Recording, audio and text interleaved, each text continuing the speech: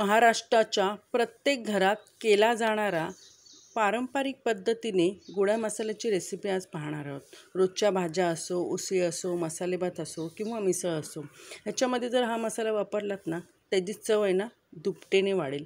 असा हा मसाला कसा करायचा तो पाहणार आहोत। अगदी मी अचूक प्रमाणासहित हा मसाला तुमच्याबरोबर शेअर केलेला आहे, त्यासाठी व्हिडिओ शेवटपर्यंत नक्की पहा। पण त्याआधी माझी छोटीशी रिक्वेस्ट आहे, माझ्या चॅनलवरती नवीन असाल तर माझ्या चॅनलला लाईक, शेअर आणि सबस्क्राईब करायला विसरू नका। चला तर मग वेळ न घालवता करायची का सुरुवात। गोडा मसाला बनवण्यासाठी पहिले साहित्याचे प्रमाण बघूया। त्यासाठी धने ना जास्त घ्यावे लागतात। तर धने मी घेतलेले आहेत 200 ग्रॅम। आणि धने घेताना छान असे हिरवेगार ताजे धने घ्यायचे, काळपट धने घ्यायचे नाही आहेत। तर धन्यांचं प्रमाण झालेलं आहे। त्यानंतर आता बाकीच्या साहित्याचं प्रमाण बघूया। त्याच्यामध्ये मी घेतलेलं आहे सुकं खोबरं। सुकं खोबरं मध्यम आकाराची वाटी ती किसून घेतलेली आहे, ते 100 ग्रॅम आहे। त्यानंतर मी घेतलेले आहे इकडे तीळ। तर तीळ मी घेतलेले आहेत 50 ग्रॅम आणि मी गावरान तीळ घेतलेले आहेत, तुम्ही पॉलिशवाले तीळ घेतलात तरी चालेल। त्याच्यानंतर मी इकडे घेतलेले जिरेही 50 ग्रॅम घेतलेले आहेत। खसखस 25 ग्रॅम घेतलेले आहे। हे झालेत मसाले। हे मसाले आपल्याला कोडे भाजून घ्यायचे। त्यानंतर तेलावरती भाजून घेणारे मसाले ते पाहूया। त्यामध्ये मी काळी मिरी घेतलेली 20 ग्रॅम, दालचिनी 20 ग्रॅम, त्यानंतर लवंग घेतलेली आहे 10 ग्रॅम घेतलेली आहे। त्याच्यानंतर दगडफूल घेतलेलं आहे 10 ग्रॅम, त्यानंतर बदाम फूल किंवा स्टार फूल 10 ग्रॅम, 10 ग्रॅम घेतलेले आहे शहाजिरे घेतलेले आहेत। त्यानंतर मी काळी वेलची आणि हिरवी वेलची असे मी 10-10 ग्रॅम घेतलेले आहेत दोन्हीसुद्धा। त्याच्यानंतर नाकेश्वर घेतलेले आहे 10 ग्रॅम आणि 5 ग्रॅम घेतलेले आहे मेथीचे दाणे, म्हणजे 1 टीस्पून आहेत ते। त्याच्यानंतर एक तुकडा मी हळकुंडाचं घेतले, म्हणजे 10 ग्रॅम आहे। त्याच्यानंतर मी घेतलेला आहे खडा हिंग 10 ग्रॅम आणि अर्ध जायफळ घेतलेलं आहे। त्यानंतर मायपत्री 10 ग्रॅम घेतलेली आहे। त्यानंतर तमालपत्र पण 10 ग्रॅम घेतलेले आहेत। तर तमालपत्र मी असे कापून घेतलेले आहेत, म्हणजे भाजायला सोपे पडतात। तर हे झालं गोडा मसाल्याचं साहित्य। पण मी ह्याच्यामध्ये लाल सुक्या मिरच्या देखील वापरणार आहेत, थोड्याशा वापरायच्या। काही जण टाकतात, काही जण नाही टाकत, पण मी टाकते, कलर छान येतो आणि चव पण छान लागते। तर 10 शंकेश्वरी घेतलेत आणि 10 काश्मीरी मिरची घेतलेली आहे। 20 ग्रॅम घेतलेलं आहे खडे मीठ।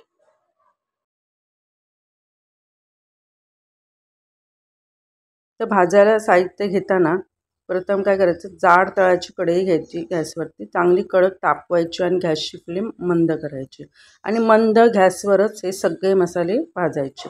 कुठेही करपवायचे नाही आहेत, करपले तर मसाल्याची चव बिघडेल, त्यासाठी मंद गॅसवरच भाजून घ्यायचे। धने पण काही जण खूप असे काळपट भाजतात, पण काळपट भाजायचे नाही आहेत। हे बघा असे लालसर होईपर्यंतच भाजून घ्यायचे आहेत। आता भाजल्यानंतर चटचट असे उडतात बघा धने। आता हे धने झालेले आहेत, आता हे मी काढून घेणार आहे। त्यानंतर जिरे घालणार आहे। जिरे पण चांगले लालसर होईपर्यंतच भाजून घ्यायचे आहेत। गॅसची फ्लेम वाढवू नका, पुन्हा सांगते, कारण की करपतील। तुम्ही म्हणाल की पुन्हा पुन्हा मी सांगते, कारण की हे मसाले छान असे मंद गॅसवर जर भाजून घेतलेत ना, तर मसाल्याची चव खूप छान लागते। त्याच्यामुळे आता हे बघा जिरे छान असे भाजून झालेले आहेत। आता जिरेही मी काढून घेणार आहे। त्यानंतर तीळ टाकलेले आहेत। तीळ पण मंदच गॅसवर भाजायचे आहेत। तीळ पण लहान असतात आकाराने, त्यामुळे लवकर भाजले जातात। तीळ भाजल्यानंतर पहिले फुलले जातात आणि त्यानंतर चटचट फुडतात। तर तीळ भाजल्यानंतर तिळामध्येच मी खसखस देखील घालणार आहे। तीळ आता छान असे टम्म फुगलेत आणि थोडीशी हलकीशी उडायला सुरुवात झाली आहे।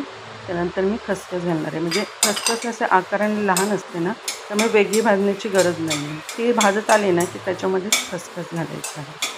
आता खसखस आणि तीळ छान असे लालसर होईपर्यंत भाजून झालेले आहेत। आता हे काढून घेणार आहे। त्यानंतर मी आता ह्याच्यामध्ये मीठ भाजणार आहे। आता जरी उन्हाळा असला ना तरी देखील मीठ भाजून घ्यायचं आहे। उन्हामध्ये मी थोडं ठेवलेलं तरीसुद्धा ओलसरपणा त्याच्यामध्ये असतो, तर भाजून घेतल्यामुळे त्याचा ओलसरपणा सगळा निघून जातो। आणि मी शक्यतो साठवणीचे जे पदार्थ करते मसाले, त्याच्यामध्ये खडे मीठच वापरते। तुम्ही बारीक मीठ वापरलात तरी चालेल। मिठामुळे कसा मसाला टिकण्यात मदत होते, म्हणजे प्रिझर्वेटिव्हचं काम करतो मसाला, त्याच्यामुळे आता मीठ झालेलं आहे भाजून। आता मीठ काढून घेऊया। मीठ काढून घेतल्यानंतर ह्याच्यामध्ये खोबरं घालायचं आहे। तर खोबऱ्याचं पण प्रमाण जास्त असतं ह्याच्यामध्ये। तर खोबरं पण आहे ना चांगलं भाजून घ्यायचं. खोबऱ्यामुळे सुद्धा मसाला खराब होऊ शकतो. त्यामुळे खोबरं अजिबात कच्चं ठेवायचं नाही आणि करपवायचं देखील नाही आहे. चांगलं लालसर होईपर्यंत भाजून घ्यायचं आहे. तर खोबरं कच्चं राहिलं ना तर काय होतं, मसाला खराब होऊ शकतो. त्याच्यामुळे ही खूप महत्त्वाची टीप आहे, लक्षात ठेवा. कारण की जर तुम्ही पहिल्यांदा करत असाल, नवशिके असाल आणि तुम्हाला जर मसाला हा बनवून बघायचा असेल, तर या छोट्या छोट्या टिप्स लक्षात घेऊन तुम्ही केलात ना तर तुमचा पण मसाला छान असा टेस्टी होईल. ते बघा अशा पद्धतीने तुम्ही हे खोबरं भाजून घ्या. बघा मंद गॅसवर मी सतत हलवत हे खोबरं असं भाजून घेतलेलं आहे. छान असं एकसारखं भाजून घ्यायचं आहे. तर आता खोबरं हे झालेलं आहे, मी काढून घेते. कोरडे मसाले भाजून झाल्यानंतर तर तेलामध्ये भाजायच्यात मसाले काही. त्याच्यासाठी मी 1 टेबलस्पून तेल घातलं आहे. पहिले खडा हिंग आहे ना तो तळून घेऊया. मी खडा हिंग फोडून घेतलेला आहे. शक्यतो मसाल्यामध्ये खडा हिंग वापरायचा. ह्याचा फ्लेवर स्ट्रॉंग असतो. चवीला पण मसाला छान होतो ह्यानं. त्याच्यामुळे शक्यतो खडा हिंग वापरा. पावडर हिंग वापरायचा नाही आहे. तर खडा हिंग भाजल्यानंतर असा छान असा फुलला जातो हे बघा. तर त्याच्यामध्येच मी हळकुंड आहे ना ते पण फोडून टाकले. अख्खं हळकुंड शक्यतो भाजायचं नाही तर ते पटकन अंगावर उडू शकतं. त्याच्यामुळे आता खडा हिंग आणि हळकुंड आपलं भाजून झालेलं आहे. आता हे मी काढून घेणार आहे. चांगलं तेल नितळून काढून घ्यायचं. आणि त्याच्यानंतर आता ह्याच्यामध्ये काही मोठे मोठे खडे मसाले आहेत ना ते भाजून घ्यायचे पहिले. ते पहिले हे बदाम फूल किंवा स्टार फूल म्हणतो आपण ह्याला, ते भाजून घेणार आहे. तर हे तुम्ही असे चुरा करून सुद्धा भाजून घेऊ शकता. पण मोठे मोठे मसाले आहेत ना ते पहिले असे भाजून घ्यायचे आहेत. आणि त्याच्यामध्येच आता मी छोटी वेलची आणि मोठी वेलची म्हणजे काळी वेलची आणि हिरवी वेलची ते देखील घालणार आहे. आता हे बघा सगळे खडे मसाले उन्हामध्ये जरी थोडे आपण सुकवून घेतलेले असले ना तरी देखील हे तेलावरती तळून घ्यायचे. त्यामध्ये जे मॉइश्चर असतं ना ते देखील कमी होण्यात मदत होते. आता हे थोडे थोडे मोठे मोठे मसाले आहेत ना ते मी वेगळे भाजते. तुम्ही सगळे एकत्र भाजू शकता. पण एकत्र भाजले की थोडे जास्त वेळ लागतो आणि कुठले मसाले भाजले जातात नाही भाजले जातात. त्याच्यामुळे असे जे मोठे मोठे आकाराने आहेत ना ते असे मी वेगवेगळे भाजते. आता ह्याच्यामध्ये मी दालचिनी देखील घालणार आहे. ती देखील छान अशी मंद गॅसवरच भाजून घ्यायची आहे. दालचिनीला पण जास्त वेळ लागत नाही. आता दालचिनी पण छान अशी भाजून झालेली आहे. ती देखील काढून घेते. ते मसाले मी काढून घेतले. चांगलं तेल निथळून काढून घ्यायचं. जास्त तेलाचा वापर करायचा नाही आहे आपल्याला. आता ह्याच तेलामध्ये मी तमालपत्र घालणार आहे. तमालपत्र पण चांगले भाजून घ्यायचे. कापून घेतल्यामुळे काय होतं, व्यवस्थित एकसारखे भाजले जातात. त्याच्यामुळे कापून घ्यायचे. तुम्ही अख्खे ठेवलात ना तर काय होतं, व्यवस्थित भाजता येत नाही त्याच्यामुळे. आणि तमालपत्र छान असे कुरकुरीत होतात बघा भाजल्यानंतर. तर कुरकुरीत झाल्यानंतर ह्याच्यामध्येच आपल्याला दगडफूल घालायचं आहे. तर दगडफूल पण ह्याच्यामध्येच आपण भाजून घेणार आहे. दगडफूल पण छान असे कुरकुरीत होईपर्यंत भाजून घ्यायचं आहे. दगडफूलला जास्त वेळ लागत नाही. आता हे काढून घेऊया. तर तमालपत्र आणि दगडफूल काढून घेतल्यानंतर त्याच्यामध्ये मी थोडंसं तेल घातलेलं आहे. त्याच्यामध्ये मी काळी मिरी, लवंग, नाकेश्वर, मायपत्री आणि त्यानंतर शहाजिरे. आता हे सगळं आपण छान तेलामध्ये परतून घेणार आहे. सगळे मसाले मस्त मंद गॅसवर परतून घ्यायचे. आता हे मसाले थोडेसे काळे कलरचे असतात त्यामुळे आपल्याला कळत नाही भाजले की नाही ते. पण मसाले भाजले की नाही मस्त सुवास येतो त्याचा. मग समजायचे मसाले व्यवस्थित भाजले. 1-2 ते 3 मिनटं मसाले असे परतून घ्यायचेत व्यवस्थित असे. कुठेही करपवायचे नाही आहेत, नाहीतर करपट वास येतो. आता हे भाजून झालेले आहेत. आता मी गॅसची फ्लेम बंद करते. कारण की मला मेथी पण ह्याच्यामध्येच घालायची आहे. मेथी दाणे पण नक्की घाला. तर हे बघा आता मी ह्याच्यामध्ये मेथी दाणे घालून घेते. मेथी दाणे काय गॅस बंद करून का घातले, कारण की मेथीचे दाणे आहेत ना जेवढे जास्त भाजाल ना तेवढे कडवट होतात. त्याच्यामुळे गॅसची फ्लेम बंद करायची आणि कढई गरमच आहे त्याच्यामध्ये परतून घ्यायचं. आता हे काढून घेणार आहे. त्याच्यानंतर ह्याच्यामध्ये एक अर्धा चमचा तेल घातलेलं आहे मी, कारण की मिरच्या भाजायसाठी. मिरच्या कसा थोडासा ठसका लागेल म्हणून तेलामध्ये छान अशा कुरकुरीत होईपर्यंत मिरच्या भाजून घ्यायच्या आहेत. कलर बदलायचा नाही आहे, काळपट नाही करायचं आहे मिरच्या.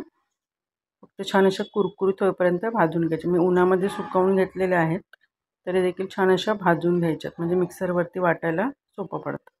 तर मिरच्या पण झालेल्या आहेत. आता मसाले आपण वाटून घेणार आहोत.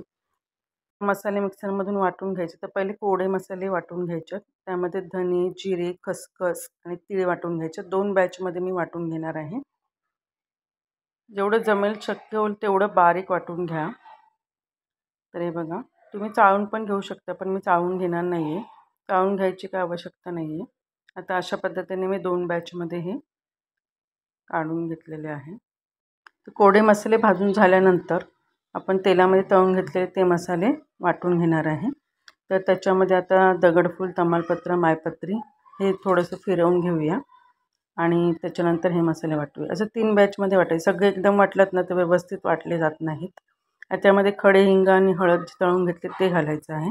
जायफळ आपण घेतलेलं अर्धं ते घालायचं. मी फोडून घेतलेले, मी भाजून घेतलेलं नाही आहे. त्यानंतर आता जे उरलेले सगळे खडे मसाले आहेत ना ते घालायचं आणि छान असं बारीक वाटून घेणार आहे. तर हे पण आपले मसाले आता सगळे वाटून झालेले आहेत. हे बघा छान मसाले झालेले, मस्त सुवास येतो हे गरम मसाल्याचा. आता हे काढून घेतले. त्यानंतर आता खोबरं वाटून घ्यायचं. खोबरं शेवटी वाटायचं, कारण की हे बघा ह्याला तेल सुटतं असं वाटताना, त्याच्यामुळे शेवटी वाटायचं. त्यानंतर आता मिरच्या वाटणार आहे. मिरच्या वाटताना मी मीठ घालणार आहे, म्हणजे छान अशा बारीक वाटल्या जातात. हे बघा वाटून झालेलं आहे. ते देखील आपण आता याच्यामध्ये काढून घेणार आहोत. आता हे सगळे मसाले आपण काढून घेतल्यानंतर हे असे हाताने मिक्स करू शकतो किंवा चमच्याने न करता हाताने करायचं. पण मी हे सगळं हाताने मिक्स करायला बराच वेळ जातो. मी असं एकत्र करून पुन्हा मिक्सरमधून हे फिरवून घेणार आहे. म्हणजे काय होतं, एकसारखा मसाला होतो मिक्स. त्याच्यामुळे हाताने करण्यापेक्षा मिक्सरमधून असं पुन्हा एकदा थोडा थोडा घेऊन पल्स मोडवर फक्त फिरवून घ्यायचा, म्हणजे व्यवस्थित असं एकसारखा होतो. तर हे बघा मिक्सरमधून फिरवल्यानंतर एक संघ हा मसाला झालेला आहे आणि एकसारखा झालेला आहे. वास तर अप्रतिम आलेला आहे.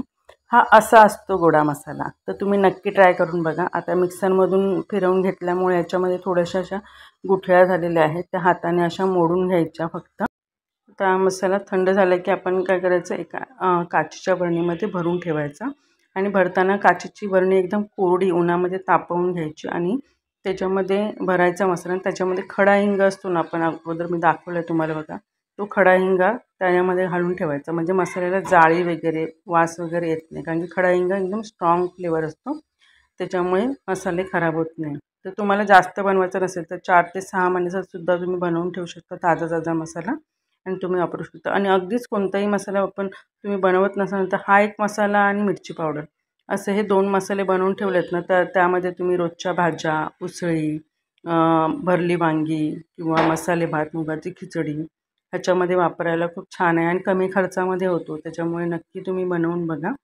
आजचा व्हिडिओ कसा वाटला तो मला नक्की सांगा. आजचा व्हिडिओ तुम्हाला आवडला असेल तुमच्या मित्रमैत्रिणींकडे, तुमच्या फॅमिलीमध्ये शेअर करा. तर पुन्हा आपण भेटूयाच नवीन छान अगदी पारंपरिक रेसिपीसहित. तोपर्यंत बाय. धन्यवाद.